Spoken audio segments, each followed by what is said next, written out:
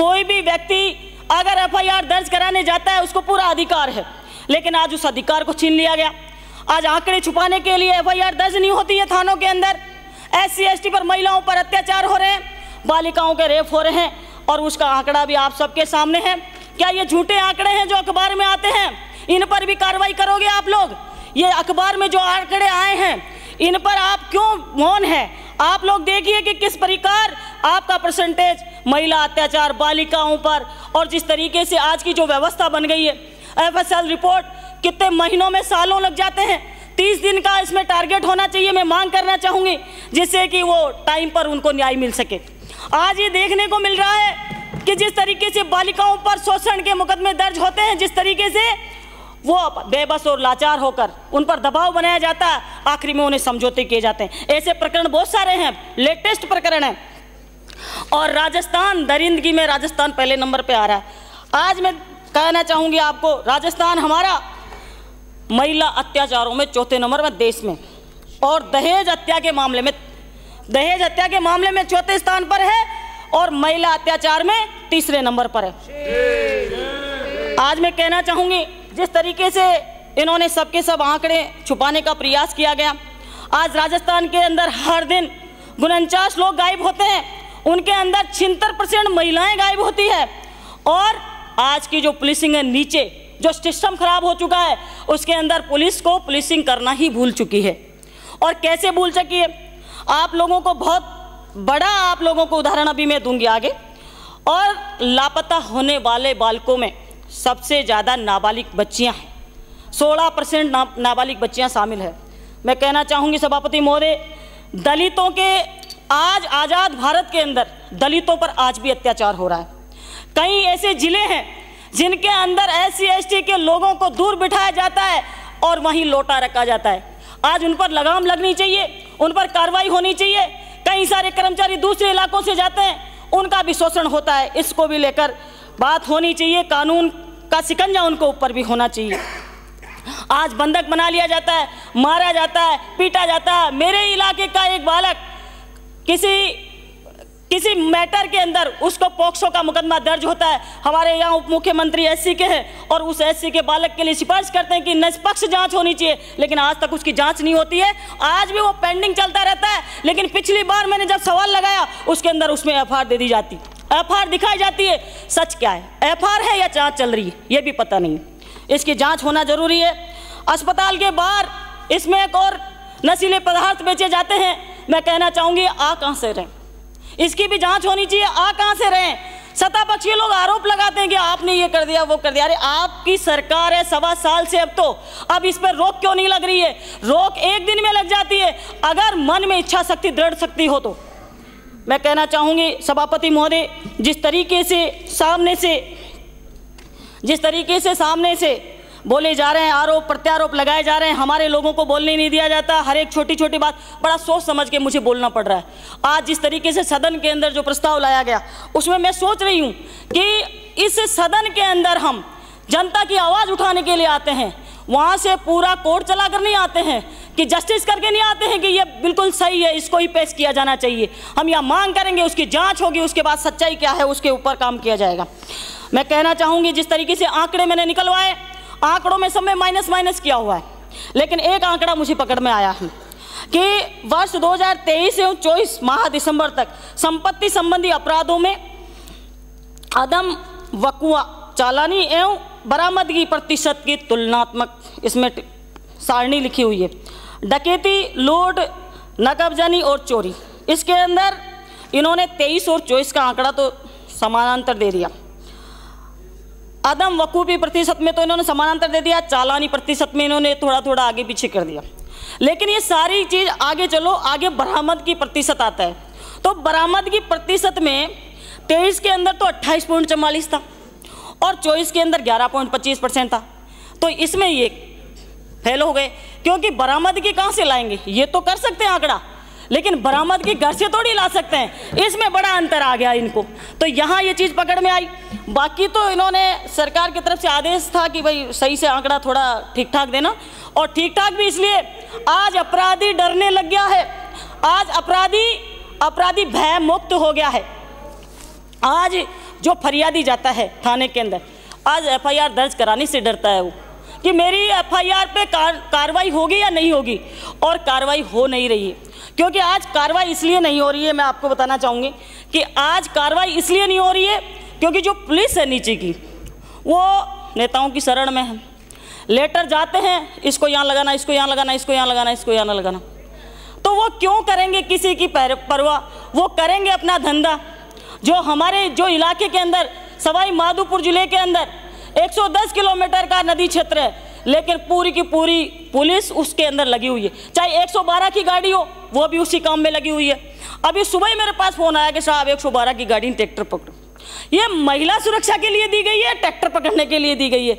और क्या ये पुलिस का ही अधिकार है? ज्वाइंट कार्रवाई क्यों नहीं हो रही है इसके अंदर?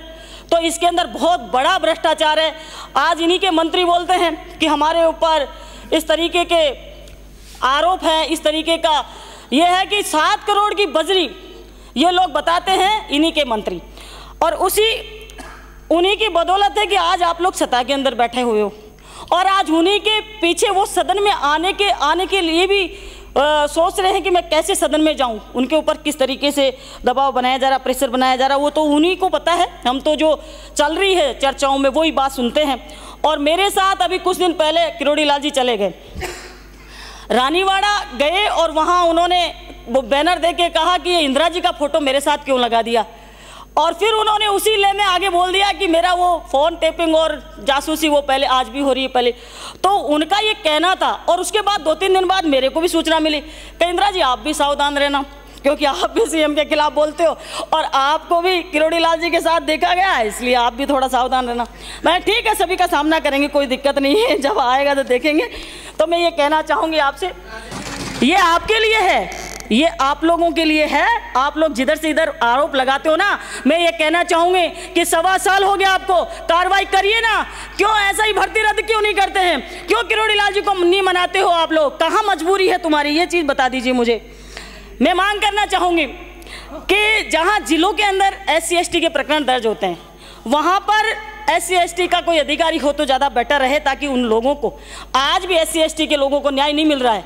अभी खंडार से मेरे जिले से आने वाले माननीय सदस्य ने बोला, मैं कहना चाहूँगी कितना वायरल हुआ है, मेरी फेसबुक पे देखिए, इनके जो कर्मचारी उस महिला को घसीट रहे हैं वो SC की है, इनके क्षेत्र की है। वहाँ तक ये लोग नहीं सोचे, उतर कर उनसे बात करना नहीं चाहते हैं। इससे ज़्यादा क्या हो सकता है? सत्ता पक्ष के लोग हैं, जो लोग जो करना चाहे, मतलब वो बेचारी महिला है, न्याय मांग रही है, मेरा भाई खत्म हो गया, और उसको इनके जो साथ में रहते हैं अपराधी किस्म के लोग हैं, उनकी जांच करवा लीजिए। मैं कह रही हूँ वो जो लोग महिला को घसीट रहे हैं वो, आज मैं कहना चाहूँगी SC/ST सेल में SC/ST का अधिकारी हो जो, ताकि उनको न्याय मिल सके। और आप लोगों को यही मैं बताना चाहूँगी कि जिस तरीके से अपराध बढ़ रहा है, क्यों नहीं बढ़ेगा अपराध? जोगाराम जी बात बात में कहते हैं ये नहीं बोल सकते, वो नहीं बोल सकते। क्या ये अखबारों की कटिंग फर्जी है जिसमें ये कहा जा रहा है कि सारी FIR दर्ज करने से लेके पूरी की पूरी जो प्रोसीडिंग लिखी जाएगी वो ठेके पर दी जाएगी? तो फिर हमारी पुलिस क्या कर रही है? पुलिस इसलिए ये ठेके पे दे रही है क्योंकि वो भूल चुकी है काम करना, उनको लिखना ही नहीं आता है, फाइल ही तैयार कर नहीं सकती वो, इसलिए वो इस तरीके का ठेके पे देने का काम कर रही है। मैं कहना चाहूँगी यहाँ पे हमारे गृह राज्य मंत्री जी विराजमान हैं, और इन्होंने पिछली बार हमारे जूली जी ने बोला तब इन्होंने सवाल के जवाब में कहा आपके राज में पुलिस पिटती थी। तो ये क्या है? ठग को पकड़ने गई पुलिस टीम पर हमला, एक जवान चोटिल हो गया। तो ये क्या हो रहा है, कैसे हो रहा है? बजरी माफियाओं खनन इन पे वो चढ़ा दी गई है, मर गया है बेचारा खनन वाला जो कर्मचारी था वो।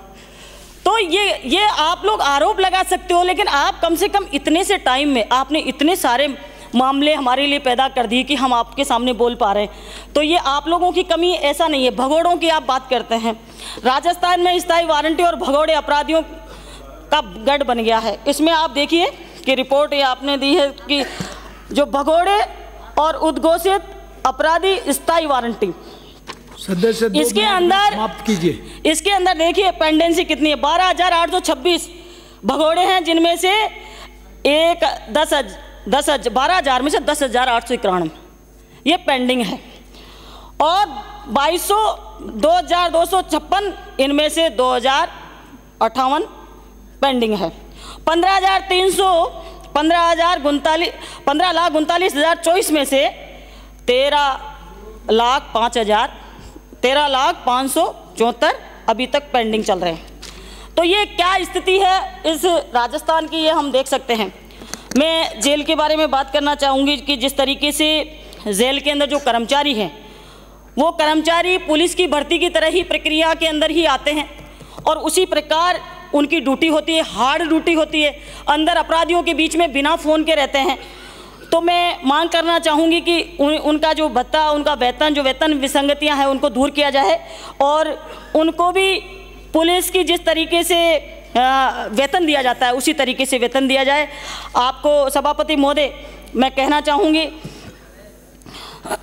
कि यहाँ हमारे राज्य मंत्री बैठे हुए हैं, तो मैं उनको बोलना चाहूँगी कि आपने जिस तरीके से राजस्थान के अंदर बहुत बड़ा हल्ला मचाया, महिला अपराध, बजरी खनन और क्या एक और बताया, पेपर लीक।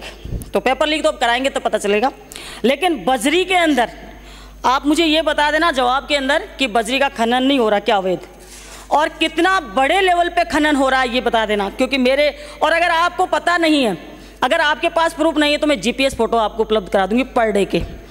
और महिला अत्याचार की मैंने इतनी देर से बात करी सही, उसमें भी आप फेल हो, और सारे प्रकरण जो आपने राजस्थान की जनता को झूठ बोलकर यहाँ सत्ता के अंदर आए हो, सारे के सारे प्रकरणों में आप फेल हो।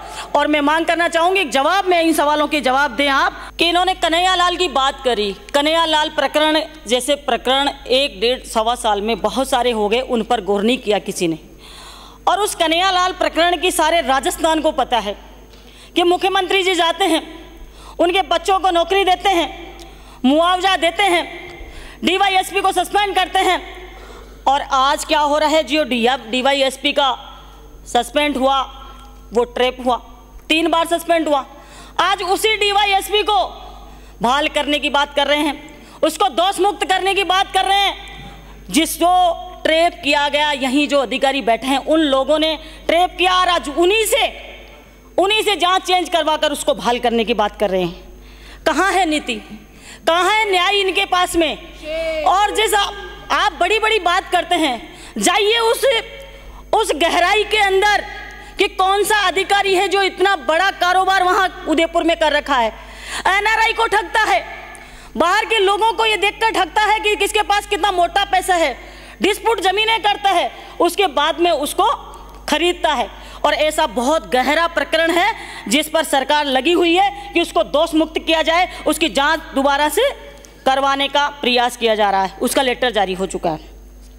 मैं माननीय सभापति महोदय बात करना चाहूँगी कि जिस तरीके से आज महिलाओं पर अत्याचार बढ़ रहे हैं, मैं ये भी कहना चाहूँगी इस सदन के माध्यम से कि ऊपर जो अधिकारी बैठे हुए हैं निष्पक्ष कार्रवाई करना चाहते हैं, लेकिन जो नेताओं की शरण में जो छोटे कर्मचारी आ जाते हैं, उनकी सह से वो गलत कार्य करते हैं।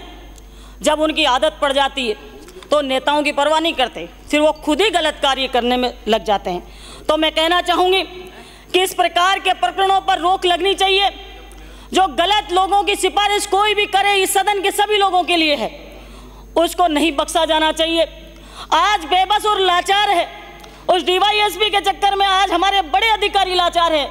वो लाचारी भरे लहजे से कह रहे हैं कि हम क्या करें, सरकार का हुक्म है इसको बहाल करना और इसको दोष मुक्त करना। मैं कहना चाहूँगी माननीय सभापति महोदय, सत्ता पक्ष के लोग बिना जानकारी के बात करते हैं। मैं कहना चाहूँगी आंकड़ों को छिपाने का कार्य किया गया, और आंकड़ों को क्यों छिपाया जाता है? पहली बात तो हमारी सरकार में किया कि सारी की सारी एफआईआर आधिकारिक रूप से दर्ज होनी चाहिए।